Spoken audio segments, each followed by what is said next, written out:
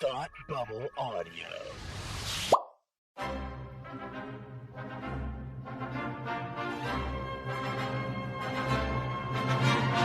Look, up in the sky! You will never find the more wretched hive of scum and villainy. Welcome to Beer with Geeks with Tim and Frank.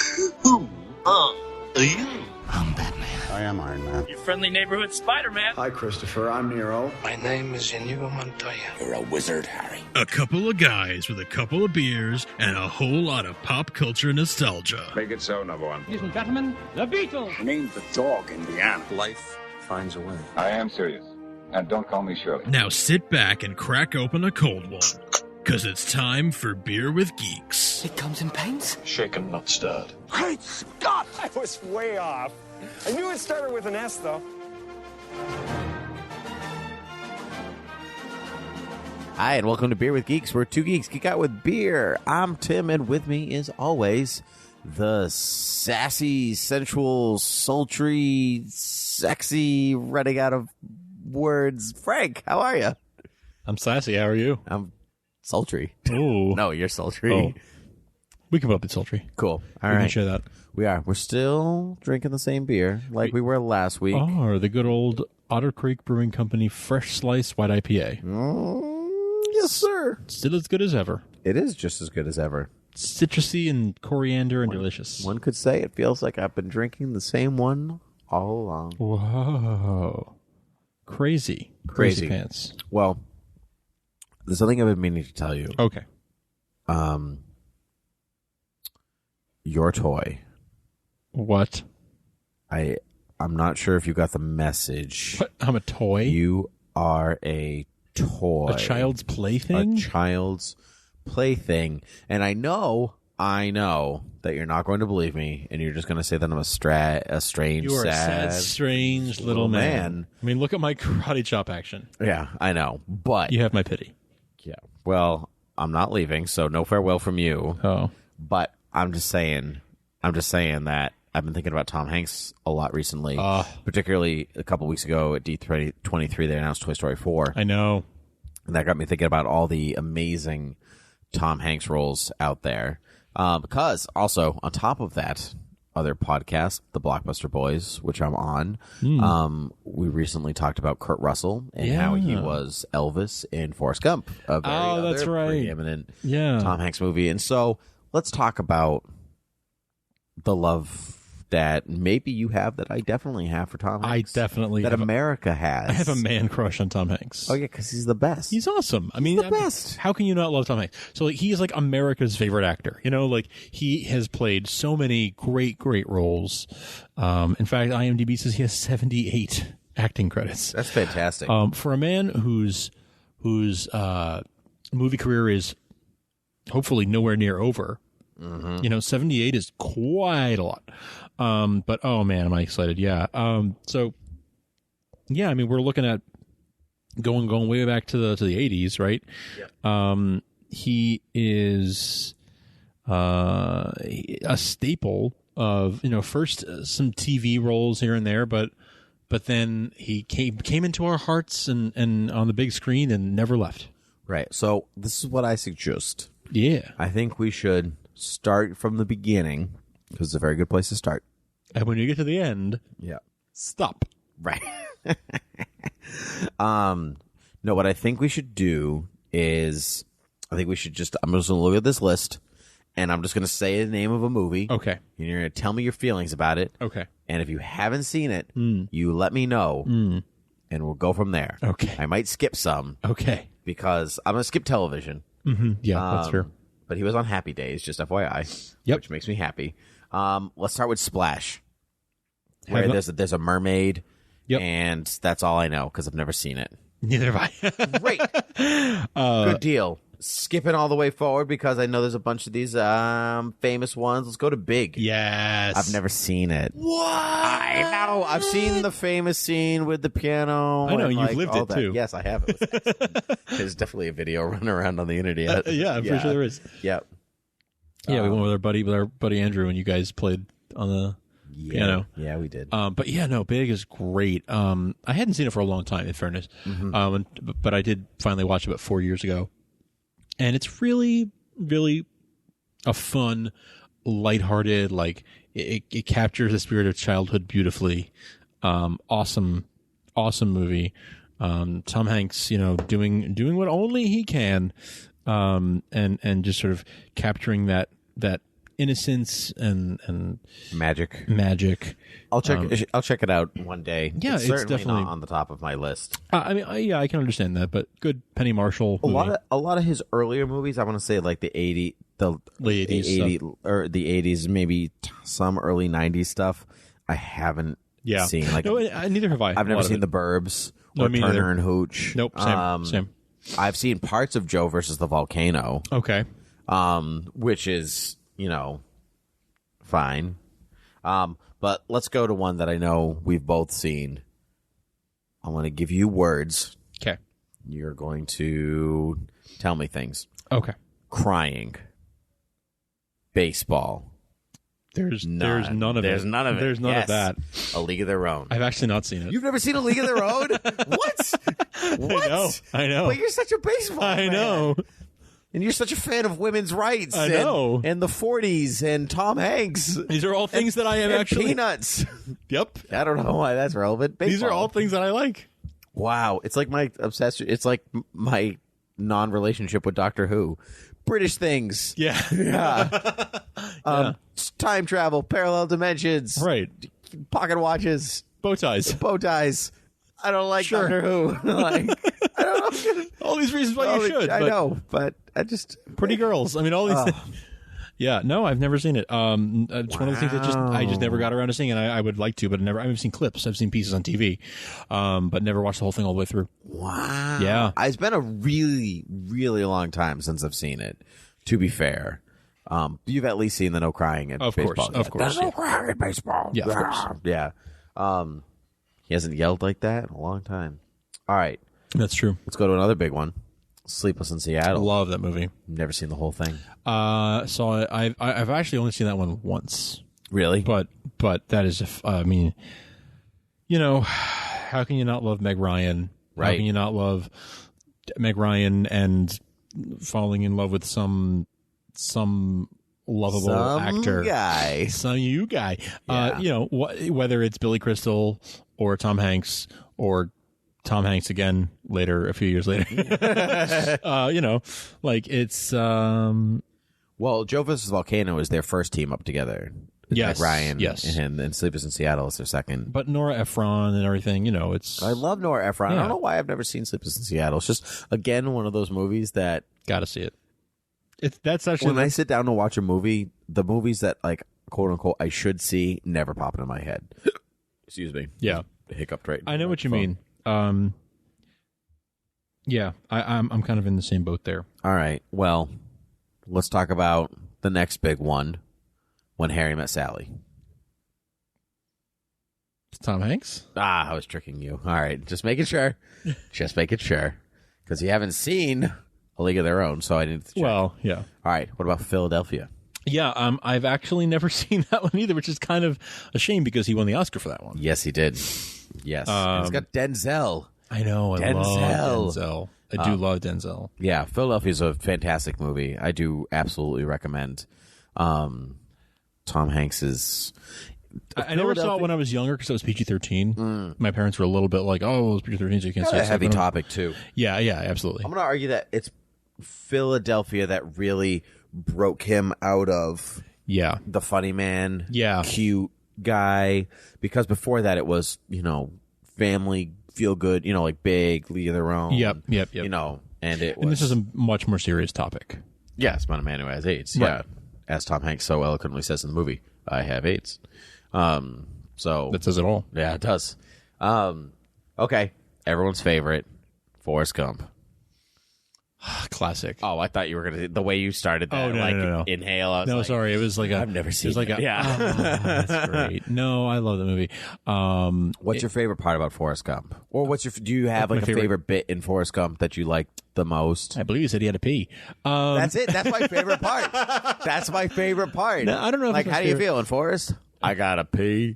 Like, I believe he said he's gotta pee. Yeah, that's my fun. favorite part of the movie. That's I don't funny. know why. I don't know what my favorite part is. You know, it spans the great thing about the movie is that it's like the story of the 20th century, right? It's all these great moments throughout the 20th century. When that movie came out, you know, pretty much everybody you were looking at it. People of a certain age were looking at their own lives through his eyes, Right. and like, wow, like look at all this history that happened, like post World War II, like all this amazing stuff that's happened. So yeah, it was quite a thing, and me as like somebody who loves like 20th century pop culture and history and everything, looking back on it, it's just like, oh man, like what a great time to be alive. I wish I was alive for more of the 20th century. Right. And I, as an English teacher and scholar, no, not scholar. You are. You are. I'm a scholar. No, I'm not a group of singers. No. I'm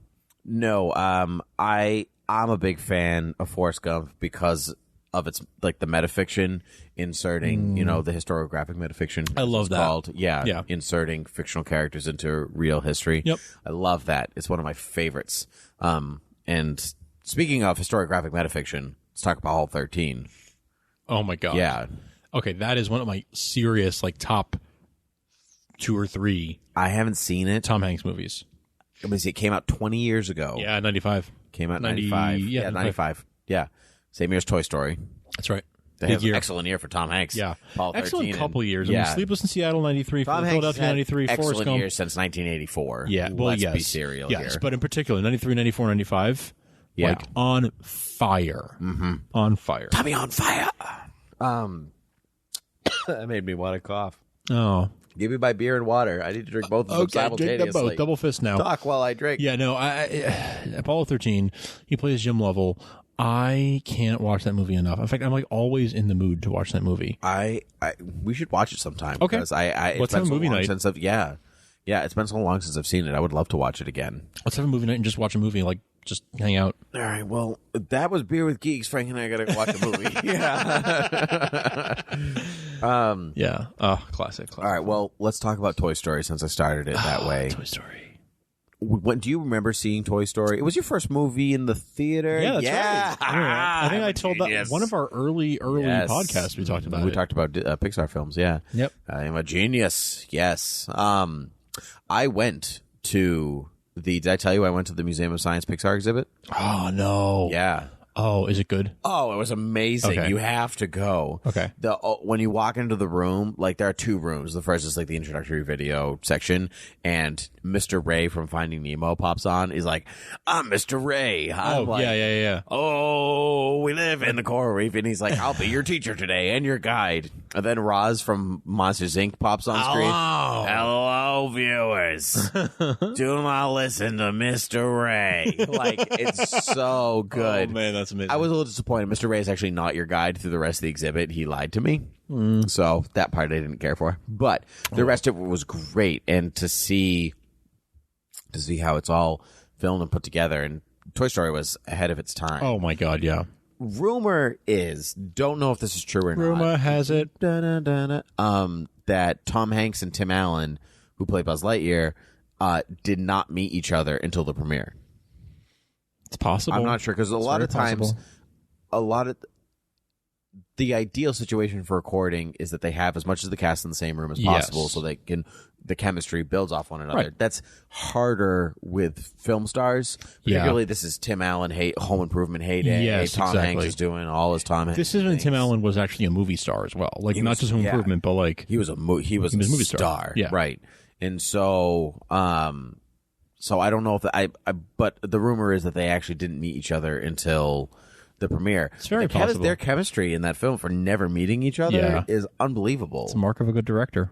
Yeah, it is. It absolutely is.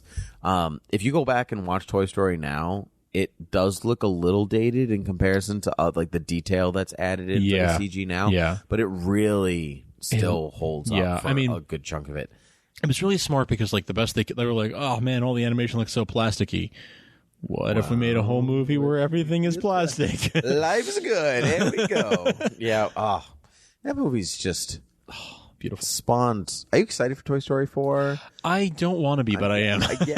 Me too. I can't help being excited. I think 3 left it on such a beautiful Yeah, note that I don't necessarily want to see Yeah. it from a story perspective continue. Yeah. But it also left the door open to a bunch of new adventures with a new kid, and from that perspective, it's kind of exciting. It is. From what I've heard, it's Buzz and Woody going off on an adventure again. Sure. It's something like that where I can't. I'm gonna use my one look. Okay. I mean, I am excited because I was happy with they're going to find Bo Peep because she had been given away, so they're on an adventure to find Bo Peep. Okay, yeah, because that's Woody's one true love. Right. We'll see. She's just a couple of blocks away. Yeah. That's right. Okay, we'll see about that. A joke I didn't get until I saw the ice show. Really? When the blocks were like super larger than life, and I was like 10 or whatever. I'm like, oh, I get it now. My 8-year-old brain couldn't wrap myself around a couple of blocks away. Yeah, I mean, Toy Story 3 like wrapped it up with a bow beautifully. Yes, and I remember like watching the end of Toy Story 3 very similarly to the way I watched the end of Revenge of the Sith, where I was like, okay, this looks like the movie's wrapping up. Like, this is the last time I will watch a new Toy Story movie. Oh my God. Right. Similar to the way I was like, this is the last time I'll watch a new Star Wars movie. Oh my God. Like, this is the last time that I will see a new Toy Story movie for the first time. Right. This is it. This is the beginning of the end. Mm-hmm. And I had like 5 songs pop in my head when you were talking about that. Sorry. But yeah, so like I remember being very emotional, being like, oh, this is great. They're wrapping it up, leaving it in a good place. Life goes on for these characters, but like we don't need to know what happens next. Like this is it. This is the end of the story. But not when you can make money off of it. Well, yeah. So like, and even they didn't want to even make Toy Story 3 or 2 for that matter. But each time, it's all about the story. Each time they get better every time. They have gotten better and better every time. Toy Story 1's great. I think 2 is better than 1. Yep. And I think 3 is better than 1 and 2. But I think I'm like, how long can they sustain that? Right? Like, I'm scared that they won't be able to keep that up. In Cars, we trust. Cars is the Cars 2, and those are the only Pixar films I haven't seen. Mm-hmm. But the rest are top notch. Yeah, Inside Out was amazing. I haven't seen that yet. Oh, it was amazing. I can't wait to see it. Yeah. I don't want to be the lone guy who walks into a theater to see a kids movie. Nope, don't want to do that. Don't want to be that guy. Nope. So I haven't seen it for that reason. But I just hope that it is as good and it gets better like the first 3 like built on each other. I hope that they do that. Yeah. All right. Well, let's go up past Toy Story. Yep. Saving Private Ryan. Amazing. Never seen the whole thing start to finish. Neither have I actually. I haven't seen the whole thing. I've definitely seen all of it. I've just never sat down and watched the whole film. Okay. It's rather long. Yes. And that might be depressing, which is probably the also reason. True. That it's 169 minutes. Yeah. That's a really long movie. It's 2 hours and 49 minutes. Yeah, that's a long time. Movie. Long movie. But incredible movie though. Yeah. So, but I think a lot has been said about Saving Private Ryan. Yeah. Ryan, he's really private. They try to save him because he's shy. But he wouldn't. That's what the movie's about, right? Yeah. Right. Yeah. Very shy man. Yeah. Total introvert. Yeah, exactly. I actually want to take a step back because you skipped over something for good reason. But from the Earth to the Moon. From the Earth to the Moon. Yeah. Have you seen it? No, that's why I skipped over it. It's actually really, really good. I've heard. I watched it. You probably from me. HBO. Yes. Yeah. You talked about this before. It's like an 8-part miniseries on HBO, produced and narrated for the most part by Tom Hanks. Where he it's a documentary style, but like with reenactments. Mm-hmm. The whole thing is done through reenactments of how the U.S. how NASA got started and went to the moon, like from the start to finish, and it's 8 parts chronicling like going from it's like Apollo 13, but like over the course of from like the early 50s through to the early 70s. That sounds great, but I having not seen Apollo 13 in like 20 years, I'm not as interested. Oh, sure. But just for me as somebody who is, I've always loved the Apollo program. After watching, maybe after I watch Apollo 13, I'll go back and revisit, I'll visit this for the first time. Yeah, it's great though. It's really worth watching. So I think it's on HBO Go. So it's which I have. I will check. Yeah. Now, to my favorite Tom Hanks movie. Oh, You've Got Mail. really? This is my favorite Tom Hanks movie. Never seen it. Oh, really? Yeah. I quote it all the time. You must not have no idea. Must not understand what you're quoting then when you quote it. I must think you're just saying things. I'm just saying things. It's like, what's your quote from it? Whenever anybody talks about like a place to mingle, there's a scene in the movie where, do you know the conceit of the movie? Yeah, it's based on a Shakespeare movie, Shakespeare play, loosely, but I can't remember which one it is. But you can check. It's also a remake of an older film. Little Shop Around the Corner. Yeah. I've seen that. I've seen that. I've seen the other movie that's a remake of that movie. Actually. Oh, okay. So I do know the conceit. Yes. Okay, yeah. So Meg Ryan owns a children's bookstore. Right. He owns or is part of Fox Books, which is basically like the Barnes and Noble to the small, independent bookseller. And they move in to that part of New York and blah, blah, blah. And they have their little meet cute. And, he's not intentionally trying to put her out of business, really. But that's just the nature of big business and small business and all that stuff. But they do this news segment where he gets interviewed. And he's on the treadmill running next to Dave Chappelle, who's his best friend in the film. And he's like, oh, here comes the good-looking guy. And on the news, he's just like, I sell cheap books. I do. So sue me. And that's all he says. And the Dave Chappelle's like, that's all you said? And he said, no, I said we were a place where people could come and be. I said we were this and this. I said we were a piazza. A piazza. I was eloquent. I love it. It's but I say the piazza. Whenever people talk about places to mingle and mix, I'm like, it's a piazza, and everyone looks at me and go, a place where people can mingle and mix and be. I don't know why. To go back to our conversation about last week, I missed the big part of the You've Got Mail thing where they're like they've met they on their usernames they've met in a chat room. Yeah, because it's the 90s. Yeah, and so they mail each other without knowing that it's each other. Right, like this pre-existing relationship has existed for them.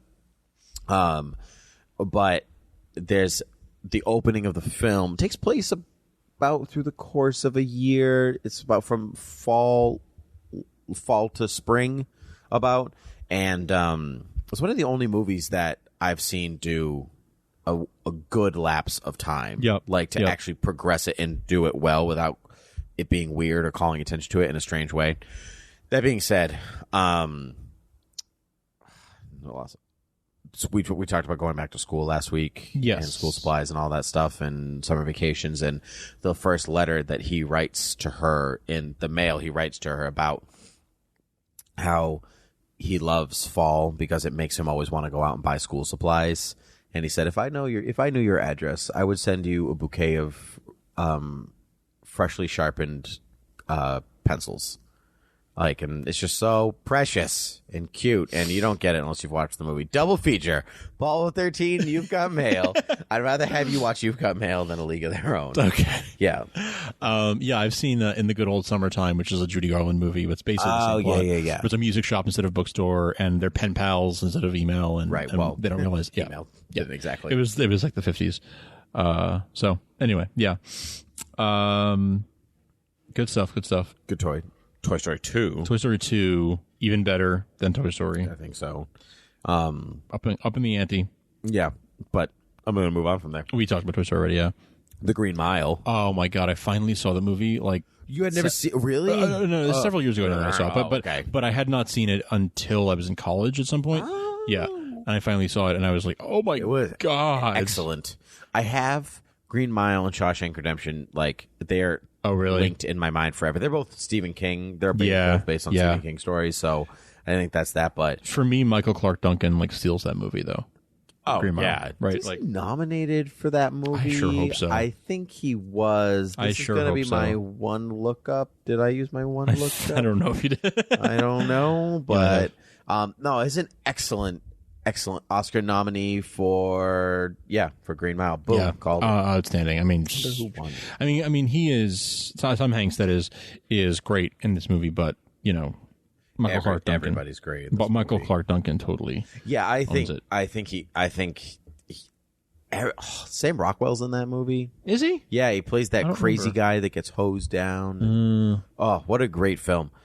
Is this the last? Oh yeah, he is, isn't it? Is this the last movie where we have Tom Hanks and Gary Sinise in the same movie together? Is Gary Sinise in this movie? I can't remember. Yeah, he is, isn't he? I want to say he is. I don't remember if Frank Darabont directed. Yes, The Walking Dead. Yeah. Huh. I don't remember if we've seen the two of them together since then, because to me they are such a they were in so many Gary movies Sinise together. is in it, yeah. Yeah. He plays the father of the twins, I think. Okay, that's what I thought. Yeah. I thought he was somebody's dad. Yeah. I don't remember seeing the two of them in a movie together since this movie. This might be the last time we saw them together, which is a long time ago at this point. Well, I assume you're referencing that Gary Sinise is in Apollo 13 and Forrest Gump. Oh, he is in Forrest Gump. They're in a bunch of movies together. Right, I forgot he was in Forrest Gump. I in a way, I kind of think of them as an item, as always being in a lot of the same Tom and movies. Gary sitting in a film. I mean, sure. Sitting on the set. AICTING. What? Took me a second. Yeah, I think I spelled it wrong. I think I said AI because I needed the letters, but it's fine. Acting. They were acting. They were acting together. Yeah, but for a long time I thought of them as sort of being, a pair, an acting pair that were in each other's movies for a long time, and they sort of are. If you look back on it. Let's talk about Castaway. This to me is the beginning of the modern era of Tom Hanks. Me too. You know? That's it's his first film. It's 2000. So yeah, I mean it's the first of the new millennium, but it's also although I guess the new millennium technically started in 2001, but whatever. But yeah, it is it's the start of a new The Green Mile is the last of these sort of he's this good guy always. He's this. It's almost he's almost the same character in a lot of these films, except for Big and Toy he's Story. Not necessarily the same character, the same kind of character. He's always a good-hearted person. The good-hearted guy that you get behind and you You rally behind Tom Hanks. Yeah, and you're make the right decision, do the right thing. Have you seen a movie where you don't rally behind him? Yeah, we'll get there. But interesting. But yeah, Castaway is. At this point it's a classic. I remember very well it coming out and everything and how well received it was, but yeah, it's at this point it's pretty much a classic. I'm gonna skip over Band of Brothers because he's got a very small part. Sure. Road to Perdition, have you ever seen it? No. Oh, it's excellent. Yeah, excellent film. If you're in any way a fan of the mob or gangsters or the 20s or I think this is it's actually one of Jude Law's really big first going things. Yeah, I think it was after Talented Mr. Ripley when he kind of made a name for himself. I think you're right. He was already famous at this point, but it was still kind of early on in his career still compared early to in his now, career. Yeah. Oh, Road to Perdition is an excellent movie. We should have a Tom Hanks-a-thon. Hey man, I'm down. That would be excellent. Catch Me If You Can. I saw this movie for the first time last year, the year before. I've only seen parts. I've never seen the whole thing. It's so good. People tend to there's a divide on this movie where some people are it's great, and then there are others who are nah, you can not worry about catching it at all. I actually really enjoy it, but maybe I'm a little biased because I do love Tom Hanks so much. Right. So you just want to watch it because Tom Hanks is in but I enjoyed the hell out of it so much. Leo was awesome. I think I saw it after I'd already seen Wolf of Wall Street, and there's some similarities in the two characters that Leo playing these two different characters. So I wonder if maybe that's why I enjoyed it so much.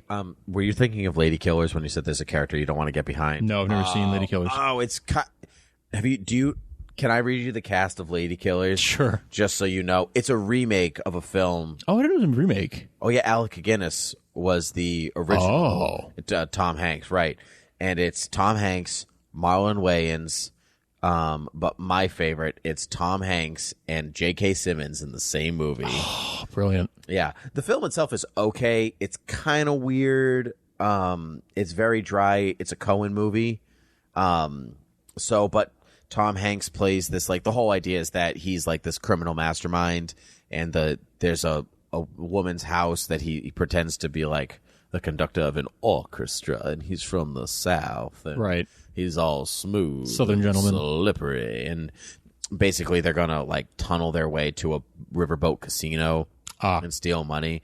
blah blah blah. Oh, it's the Coen brothers. Yeah, it's not one of their best, but I think it's worth it to kind of watch Tom Hanks and J.K. Simmons kind of work together.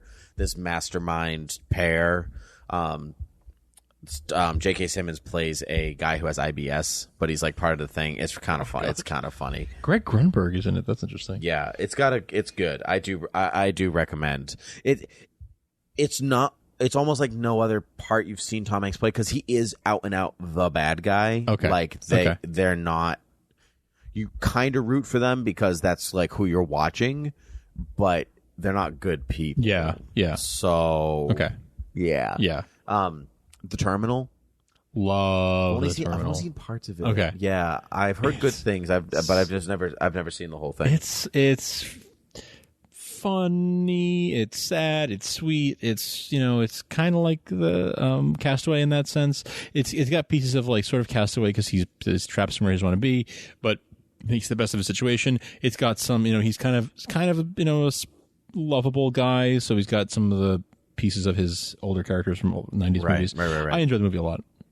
I know he's in Elvis Has Left the Building, but I've never seen it. No, with John Corbett, who we were talking about. Oh yeah, around dinner time. Yeah. Polar Express. Yeah, I saw that in the theaters with my family. My mom wanted to take us to see it and everything. That was fun. I don't love it. Yeah. I like it. We used to read the book every year. That's why we went to see the movie. And so I have this thing about the movie where I just didn't live up. Yeah, I get why people love it. Sure. But I like that he plays Santa Claus. That part's fun. Yeah. But it's kind of fun to watch him play so many parts. Like he's the kid, he's the train conductor, he's Santa, I believe he's also the bum on the train on the top. Like he is. Yeah, so that's cool to see him play so many different characters. Mm-hmm. But Da Vinci Code. Yeah, that's the one that I'm not crazy about his character in it. Why? I have problems with the Da Vinci Code in general. Oh, do you? Yeah. So that's why I was like, oh man, you took that role. Like that's kind of disappointing. But I mean, I get it. I mean, he acts very well in it and everything. It was huge at the time. Oh yeah, I mean, it was the biggest that book was thing huge. going. Yeah.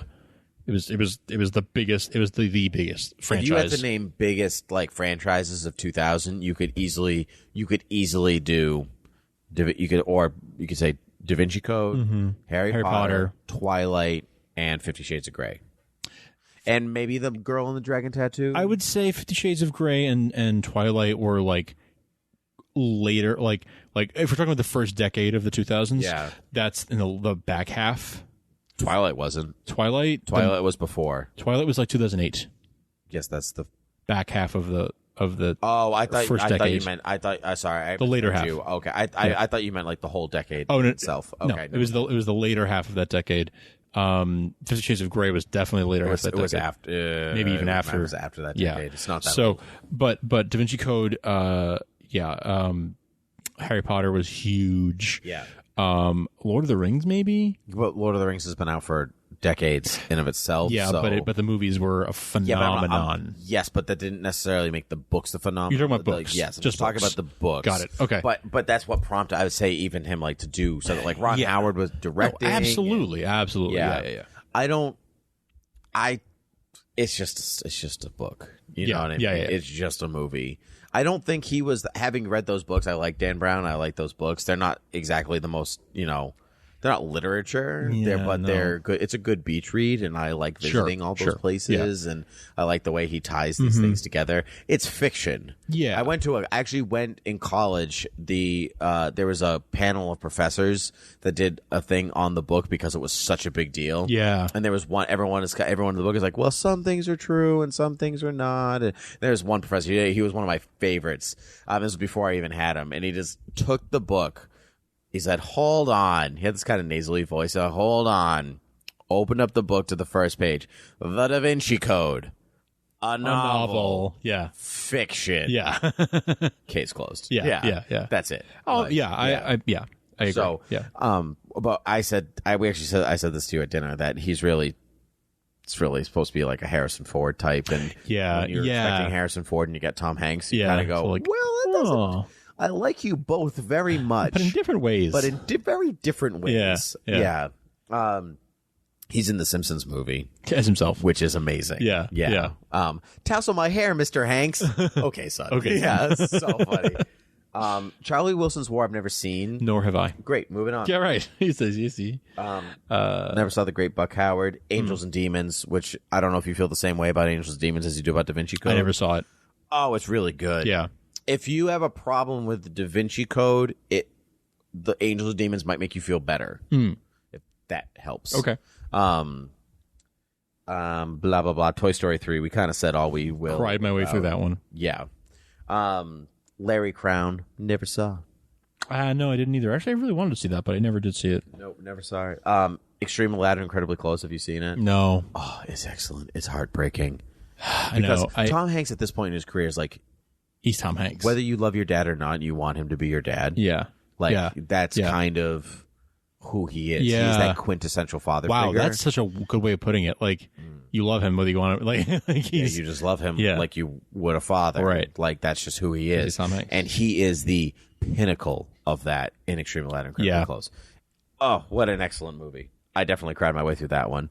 Cloud Atlas I didn't see because it was supposed to be like, it did not look like it was for me. Too much fantasy. Yeah. Not enough sci-fi. Not my thing. Yeah. Captain Phillips. Did you see Captain Phillips? I haven't seen it yet. I actually. saw it because it was nominated for an Oscar and everything. Right. So I always it was one of the Oscar ones that I happened to miss. Okay.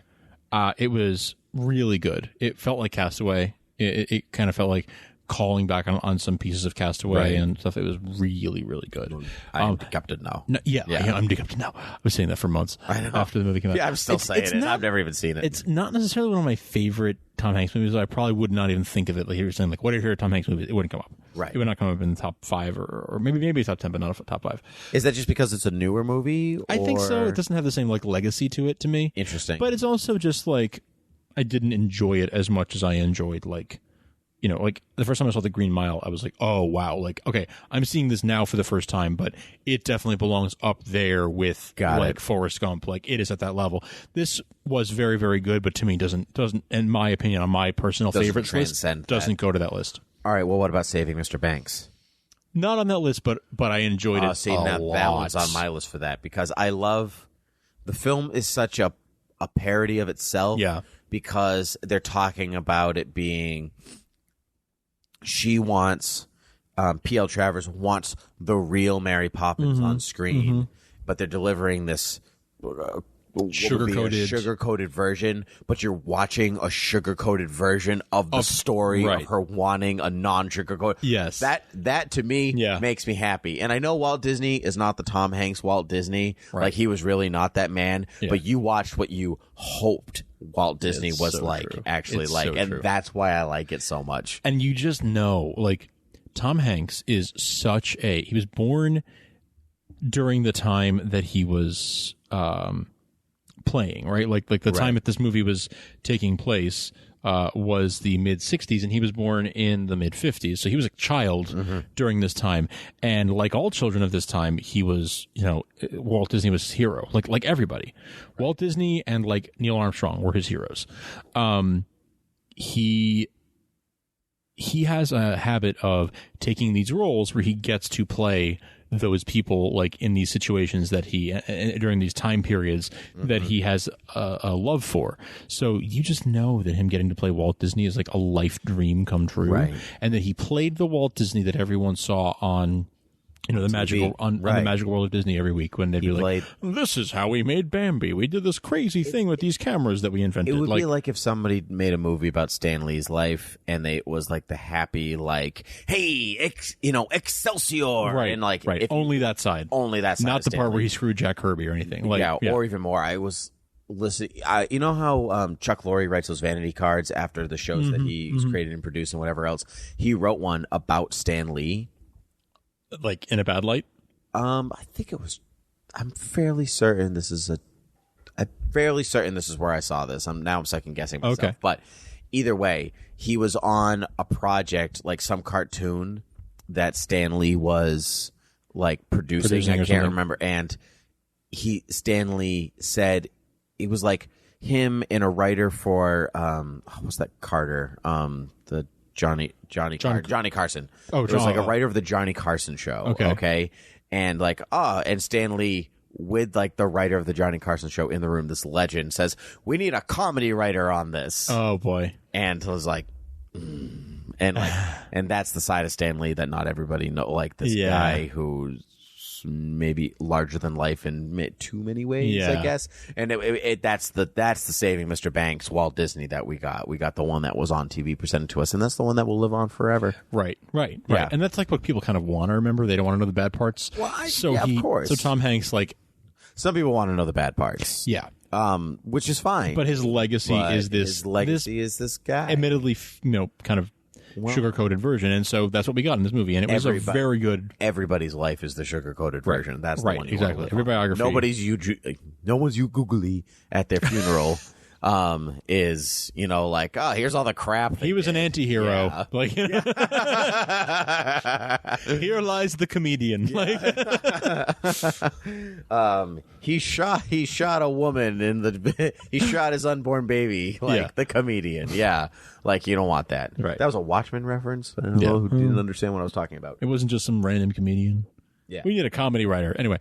Yeah. And that's, for me, that's the last thing of his that I've seen. Well, after that, it's just the small Toy Story projects I haven't talked about. Right. I am looking forward to Bridge of Spies, that new Steven Spielberg movie that's coming out. Me with too. him. I'm looking forward to Sully too. Yes, I'm also looking Miracle forward on the to Hudson that. story. Mm-hmm. Yeah. And then eventually Toy Story 4. Yep. 2017. I'm looking forward to Inferno, the next James Brown adaptation that Dan Brown. like. What did I say? James Brown. Brown.